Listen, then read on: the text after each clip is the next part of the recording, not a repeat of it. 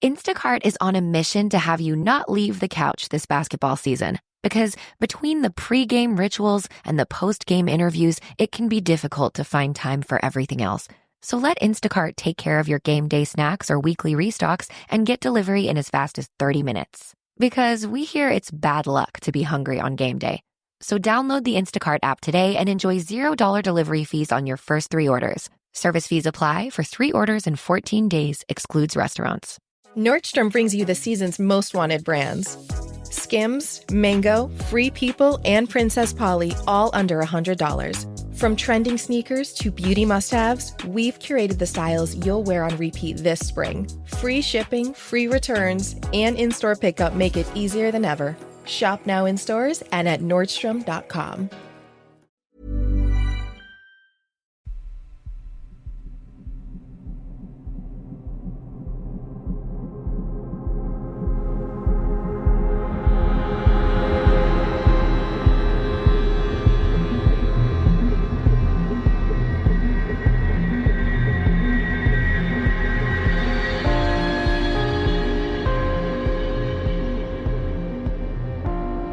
Hello and welcome to mini episode number 437 of Real Life Ghost Stories, and I have 3 spooky stories for you today, and the last story comes from January the 4th, 2025, and story number 1 comes from Hayley. This is a long story, but as a family we've experienced a number of weird things over the years, and I wanted to share a bit of our spooky background. I often wonder if seeing or experiencing paranormal activity is a gift, or a curse, that runs in families, but doesn't affect everyone. My auntie has a plethora of ghost stories and weird experiences. She swears she's seen something resembling the Grim Reaper in her bedroom, and says that when her son was a child, he regularly saw a Victorian-looking couple coming out of his bedroom wall and asking him to go with them, and at one point she even lived in a house that the previous family had a priest do an exorcism in, because they had experienced some horrendously spooky activity. She used to hear a dog spirit running around in that house, and a packet of cigarettes was once thrown off of the table right in front of her. These stories don't even cover half of her experiences, but she could probably make her own podcast on just her experiences alone. She always makes me wonder if being able to experience or being open to experiencing things like this is something that runs in families. As a child, I remember a few weird things happening around me that I couldn't explain. Nothing major. The feeling of unease, like someone was watching me from the kitchen, seeing things out of the corner of my eye, etc. I just put it down to feeling spooky and an overactive imagination. When I was about 15, I was at my auntie's house, and I was getting ready to go out with my cousin. Something or someone touched the back of my head. But again, my cousin was in the room with me, and it wasn't her. She wasn't in reach. So I thought, maybe my hair just felt funny and it made it feel like someone was touching me. I always found some sort of explanation. In 2007, when I was 18, I moved out of my parents and rented my first flat with my now husband. It was a fairly new property. We rented it off a lovely couple and it was in a nice area. This is where I first started experiencing what I can only describe as paranormal activity, i.e. I have no other explanation for it. In the flat we had 2 bathrooms. An ensuite joined onto our bedroom and then a main bathroom down the hallway.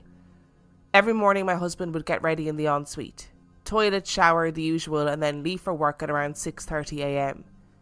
This particular day I got up and got ready for work at about 7:30 or 8 a.m. and used the main bathroom as I usually did. Toilet, shower, etc. All my makeup and skincare things were kept in that bathroom, so I tended to use that one. My hair straighteners were kept in the bedroom, but I didn't straighten my hair that day. In my job, I was lucky enough to get a full hour for lunch and I didn't work far from home, only about 5 or 10 minutes away, so I'd often go home to sort laundry and have a tidy up on my lunch break so my evenings were free. On this day, I got back to the flat, and when I went to use the toilet in the main bathroom, the whole seat was up, as though a man had used it and not put it back down, which was odd, as I was the last person to use it. I went into the bedroom to grab some laundry, and the light on my straighteners was flashing, like they do when they've been left on. Again, really odd, as I hadn't used them that morning. If I had left them on from the previous day, surely I'd have seen them flashing in the dark the night before, as they were in plain sight. I called my husband and asked, This is going to sound really weird, but have you been home since you left this morning and used the toilet and straightened your hair? It was unlikely in any case, mostly because he had a short men's haircut. He said no, he was still at work. I could hear the building site in the background, and he was working about 40 miles away at the time. Unlikely to pop home and go back to work. Neither of us could explain it. Fast forward a month or so. It was winter and really cold. Nevertheless, we liked to walk to our local pub down by the river on the weekend. One weekend after our pub visit, we returned home, and as we opened the door, the flat was freezing. And it was blowing a gale in there.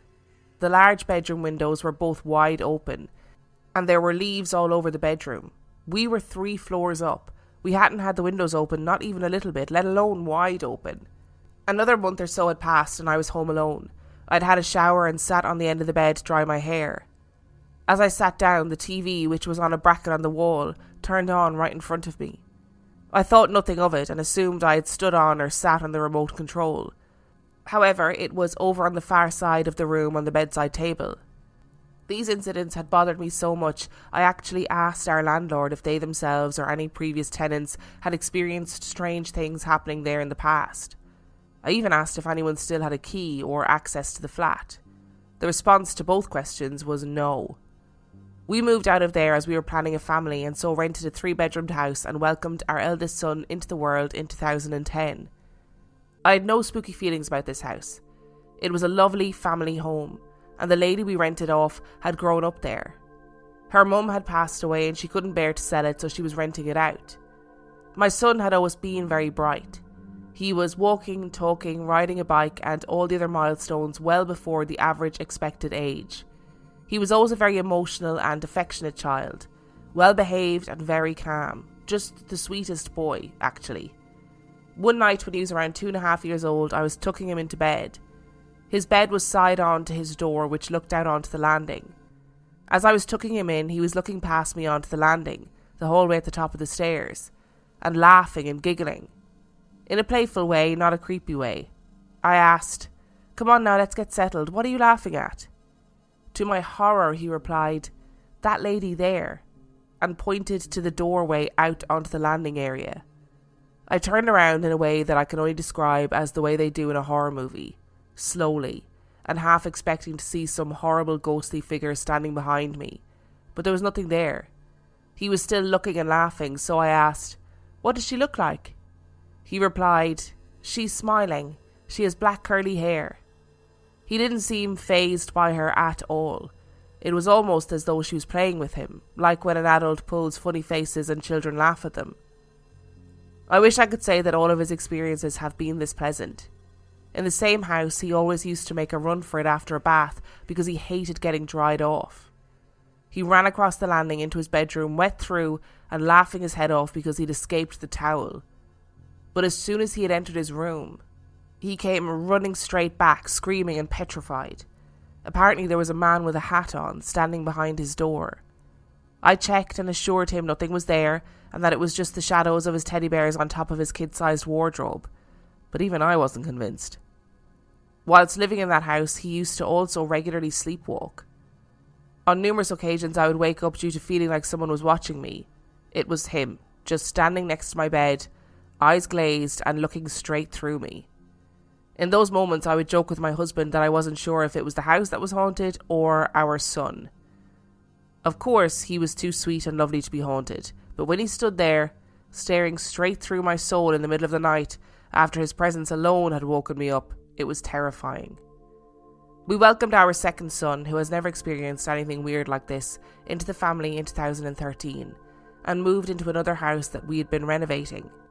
This is where the single most frightening experience of my life happened, so God knows how my eldest son must have felt. When he was around 5 or 6 years old, he used to get up at the weekends, wake us up, go downstairs on his own, put the TV on and wait a few minutes until we came down to make breakfast. This particular morning he did this, went downstairs, and I heard the living room door open. Immediately he came running, and I mean running straight back up the stairs, screaming and crying. "There's a man in the living room!" I thought, Christ, we've been broken into. His response was so genuine that there was no way there wasn't a man in the living room. As my husband fumbled to get some trousers on, thinking he was going to have to fight a burglar in his own home, I asked, panicked, "Where is he now?" And he replied, "He ran through the wall." My husband and I both looked at each other confused. I asked what he looked like, and as he told me, I felt the colour drain from my face. He was tall, totally black, and had a hat on, and he couldn't see his face. In fact, I think he said he had no face, he was just completely black. I said, "It was probably just the shadow moving as you opened the door," and he said, "No, Mummy, because I saw the legs running like this," and gestured with his fingers in a running motion. Having realised that it wasn't a burglar, I went downstairs with him to test my door shadow theory. The shadow moved in the opposite direction of the man, and my son was still crying and wouldn't go into the living room. He also said it looked as though his feet weren't on the ground. He looked really tall, but that was because he was floating as he ran across the room and through the wall that adjoined the neighbour's house. I tried so hard to explain it away for him, to put his mind at ease. In the end, I think we settled for, "You must have been dreaming." Whatever it was, it petrified him, and he couldn't be in that room on his own for about 2 years after that incident. If I went into the kitchen to make a cup of tea, he followed me. If I went to the toilet, he followed me. It really did have an awful impact on him. My son is 14 now, and we are in another house. The tenant in our old house is a family member, and he's seen that shadow thing too. It opened the living room door as he slept on the sofa and walked off into the hallway. He knew nothing about my son's experience at the time. We've had strange activity in our current house, but nothing too frightening, and again, a lot of it seems to be centred around my eldest son or his bedroom. I've heard footsteps coming from his room while sat in the living room below when I was home alone. The LED lights in his room turned on when I put some clean clothes on his bed. There was only me in there. A can of deodorant was thrown from his shelf while he lay on his bed. Other things include a lid from the tea canister falling and smashing in an empty kitchen. And just this morning, which prompted me to write to you, the hallway light turning itself on. The light switch was flicked down, so it wasn't just an electrical fault. I can cope with the strange activity we experience these days. It's quite light-hearted and none of us feel scared or threatened here. But I can hand on heart say that I hope none of us see that shadow ghost burglar ever again. I love the way that you just casually mentioned that your aunt had seen the Grim Reaper, a Grim Reaper-like figure in the bedroom. Just casually, just throw that in there. And look, we've seen it countless times that these gifts, this gift of perception or whatever you might call it, to the other world does seem to run in families. And I always find it really interesting that, people who seem to have this gift or this perception ability, I don't know what it is, that, lots of small things happen over a period of time. And it's only when you look back and you go, oh, actually, when I was a kid, I had all these feelings of being watched, or I saw these shadows, or, in this instance, I felt like something touched the back of my head with no rational explanation. When you, in the moment, you obviously try and find rational explanations for things. But it's only when you look back that you go, oh, it's weird that all those things seem to happen to me in that house. But let me tell you something. If I end up with a ghost that is going to leave my straighteners turned on, I'm going to riot, because that is the one thing that stresses me out the most about myself. My ability to leave my curling irons and my straighteners switched on, even though every time I use them, I'm like, switch them off afterwards, make sure you turn them off. You have to turn them off, you'll burn the house down. So if I have a ghost that is then, I'm never going to think it's a ghost, first of all. I'm going to think it's me. I'm going to think, this is definitely me. I haven't used the straighteners in a week, but it clearly was me somehow, right? And that ghost could wreak havoc in my life. And I would like to say to the ghost that is currently residing in my house, if you are listening, don't start turning on my straighteners. This isn't an invitation. It's not a challenge. Don't even bother. I will happily burn this house down with or without straighteners intervention. But I can see what you mean. Like if you've got a strict kind of morning routine where you're in and you haven't straightened your hair physically isn't straightened on your head, and you come home and you think, oh, the toilet seat's up, straighteners are on, weird. Did my partner straighten his hair? Highly unlikely. And again, as often seems to be the case in this story, is this feels really attention needing. Leaving the windows wide open is so obvious, as in you are going to notice that thing, the TV turning itself on, having, the toilet seat up, the straighteners on. It's all very like, look at me, I'm here. And I kind of wonder, is this to do with the building itself? Or is this to do with you and things being attracted to you specifically? And like I always say, man in the hat, I just feel like I don't understand why the man in the hat has this incessant need to lurk around in children's bedrooms. You know, like your son having these kind of early encounters where seeing a smiling lady with curly black hair on the landing, you know, being like, oh, she's quite a nice lady, doesn't seem to be malevolent or malicious or whatever. And then you get man with the hat standing behind the bedroom door. Shut up. Like, don't, man with the hat, get a life, go somewhere else. You know, come to my house. Like, there's your invitation. I'm not a child, and I would like to think that I don't scare easy. I probably, if the man in the hat was in my bedroom, I'd be like, do you know what? I don't care. I'm tired. Okay, I'm really, really tired. And I cannot imagine the terror that you felt when your son was screaming, right? Screaming, running out of the living room and saying that he saw a figure running through the wall. Like, the sound of somebody screaming in terror is horrendous. It's a horrendous noise. It is so terrifying. And you're thinking, oh my God, there's fucking somebody in the house. And then you realise there isn't somebody in the house and you're like, oh, brilliant. Excellent. And then somebody else comes along and validates the shadow figure story, sees it later. No, thank you. And like you said, it sounds like your son has really inherited this family gift. I mean, it's not great for him having all this stuff kind of centered around him, but it seems to be like a lot lighter. Do you know what I mean? Footsteps and lights flicking on and off and objects being thrown around. Like, that's not as horrendous as seeing a shadow man running through a wall. I'm Josie Santee, health coach, wellness editor, and host of the Every Girl podcast, where we cut through the noise with realistic, expert-backed advice to help you thrive in every category of life while still loving the person that you already are. And part of loving yourself is being really authentic to you, including the clothes you wear. In partnership with Nordstrom, we're helping you update your spring wardrobe so your style is fit for your best self. Nordstrom brings you the season's most wanted brands like Skims, Mango, Free People, and Princess Polly, all under $100. From trending sneakers to beauty must-haves, we've curated the styles that you'll wear on repeat this spring. Free shipping, free returns, and in-store pickup make it easier than ever. Shop now in stores and at Nordstrom.com.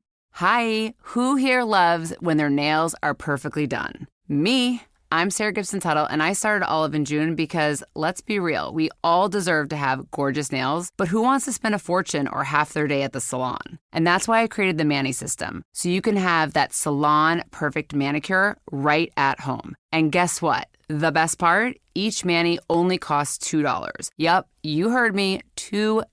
No more $30, $40, $50 salon trips that eat up your day. Now you can paint your nails whenever you want, wherever you want. And trust me, you're going to be obsessed with your nails and everyone is going to ask you, where did you get your nails done? And here's a little something extra. Head over to oliveinjune.com and get 20% off your first Mani system with code PERFECTMANI20 at oliveinjune.com/PERFECTMANI20. That's code PERFECTMANI20 for 20% off at oliveinjune.com/PERFECTMANI20. You're all set for a nail glow up. Let's get those nails looking fabulous, shall we? It's Holy Week in Jerusalem. The people want a Messiah. Their leaders want an execution. The world will never be the same. Now in theaters, The Chosen: Last Supper. Get your tickets now. For 25 years, Brightview Senior Living Associates have been committed to creating a vibrant culture and delivering exceptional services, making Brightview a great place to work and live. If you're looking for a rewarding opportunity to serve your local community and grow, we want you to join our team. Brightview Senior Living is growing and actively seeking vibrant associates to join our community teams, including directors, healthcare, activities, hospitality, and dining. Apply today at careers.brightviewseniorliving.com. Equal employment opportunities. Text BV Jobs to 97211 to apply. And story number 2 comes from Letty. I'm 14 years old and my first ghost story happened when I was a baby. I was just 2 years old and my sister was 1. There was a little boy that loved to scare us. One day after waking up and crying, waking up my mom and dad again, my dad had enough and told the boy he could stay if he left us alone. He did, and after 1 year we moved and got a new apartment. The little boy followed us and loved to scare my sister. She was too scared to say anything, so she just ignored him. After a few more years, we moved and got a dog and a cat. Their names are Mickey and Sarge. In my new home, not an apartment anymore, I had a sleep demon. So being a little kid, I blocked it from my sight, saying that if I can't see it, it does not exist. After a few more years, we moved to Puerto Rico. Here I think I saw the Hat Man outside of my house. So I just said nope and ran back to my room. I didn't sleep that night.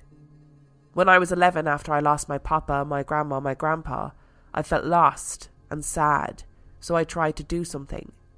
I took a knife. Before I could do it, I saw my grandma that died when I was 6, and I put the knife down and ran into my room, and my cat comforted me while I cried. After that happened, I went to a psychiatric hospital. There, my mom and I saw a little boy ghost. It just came to me that it was a boy. So yeah, and in the psychiatric hospital itself, I felt like my papa was there looking over me and keeping me safe. After I came home, I could see this one ghost that liked to try and make me end it all. So I just flipped it off and ignored it. I would occasionally cuss it out, and after a bit it got tired and left me alone. You know what, Letty? It sounds like you've been through an awful lot. And the first thing I'm going to say is that I always find it really interesting when people have enough, right? They're like, this little boy is scaring our kids, and your dad goes, do you know what? You could stay, but you leave the girls alone. And they do it. And ghosts, sometimes it seems that they just do it. They just do what they're told. They're like, okay, yeah, sorry, hands up. Yeah, I shouldn't be scaring these wee girls, right? Hands up. I'm just gonna calm down and leave them alone, right? And I wonder, is that about the nature of the spirit or the entity, or is that about the intention of the person that is doing the, I've had enough, leave my kids alone? I wonder which one it is. And look, like I said, I'm really sorry that you went through all that stuff, that you lost all those people, and that your mental health was not in a good place. But what I will say is keep those lines of dialogue open with your mom. Talk to her about these things, talk to her about paranormal things, talk to her about the things that you're feeling in your brain, because paranormal activity seems to increase when people's mental health isn't very good. So just make sure that you look after yourself and keep those lines of dialogue open with your mom, because it's very important. And story number 3 comes from Molly. About 6 months ago, we moved to a new city where I got a job as a barista at a coffee shop. I typically work the opening shifts, so when I leave for work in the mornings, it's pitch black outside. We're talking leaving my house at around 4:30 a.m. Every morning before I would leave for work, I did the exact same routine. I'd open the garage door and stand on the driveway for a minute or two to look at the stars and take some deep breaths. I'd then hop in the car and off I'd go. I did this 5 days a week for about 4 months. On October the 27th, I was working an opening shift, so I got ready as usual and walked into the garage and hit the button to open the door. I immediately, and I mean immediately, knew something was wrong. The most horrific feeling of terror washed over my body. It was as if every cell in my body was screaming at me that I was in the presence of pure evil. I don't know how else to describe it. I've never been so scared in my whole life. Terrified, I decided to hit the garage door button and started with my key to get back inside the house. We lock the door that leads to the garage, so I had to use my key to unlock it. As I'm trying to get the key in the lock, the garage door stops and starts to roll back up. This happens if something gets in the way of the sensor, like if there's a bike or a person in the way. I turned and didn't see anything or anyone, but at this point my terror reached a level I didn't even know was humanly possible, and I started shaking so much I couldn't get the key in the lock, all while the garage door is now opening again. I finally got my key in, hit the garage door button again and ran inside to wake up my husband and have him walk me out. As I got back inside again, I heard the garage door sense something and go back up. My husband walked me out and I still felt uneasy, but that horrific feeling wasn't there anymore. We checked the sensors and there was absolutely nothing there. We looked around the street and saw and heard nothing. I'm a firm believer in trusting your gut instinct, and in my 40 years on this planet, I've never experienced anything like this. I now leave my garage as if I'm driving out into a zombie apocalypse. I get into the car and lock the doors and then start the car before I open the garage door with all of the lights on.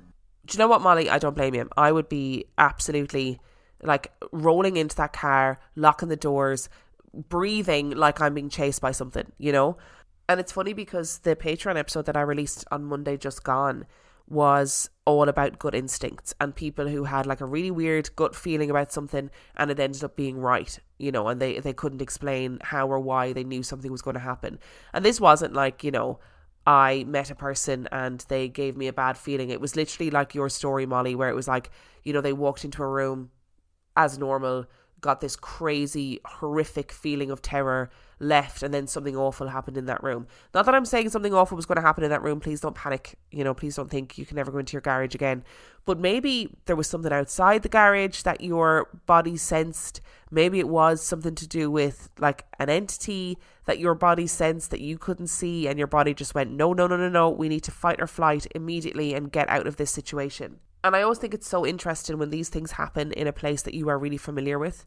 Like you have your routine, you go to work at 4:30 in the morning, you know, you go into the garage, you get into the car, like you've done this a bazillion times. This isn't new. And then suddenly you're like, I need to get out of this place immediately. And I'm not talking about, you know, when you're at home and you go upstairs and you get that feeling, that panicked feeling is somebody's behind you, so you're running up the stairs trying to get into the room as quickly as possible. I'm not talking about that. I'm talking about like you're going milling about your daily business and then suddenly your gut tells you something awful is about to happen, or you are in the wrong place and you need to get out of there.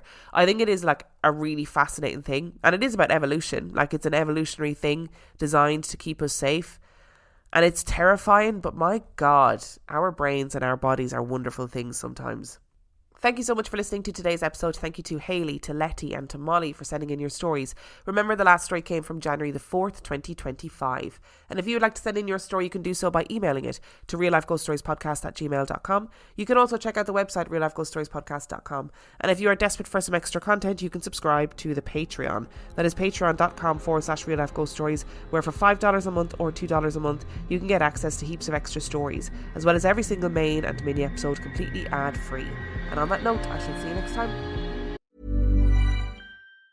I'm Josie Santee, health coach, wellness editor, and host of the Every Girl podcast, where we cut through the noise with realistic, expert-backed advice to help you thrive in every category of life while still loving the person that you already are.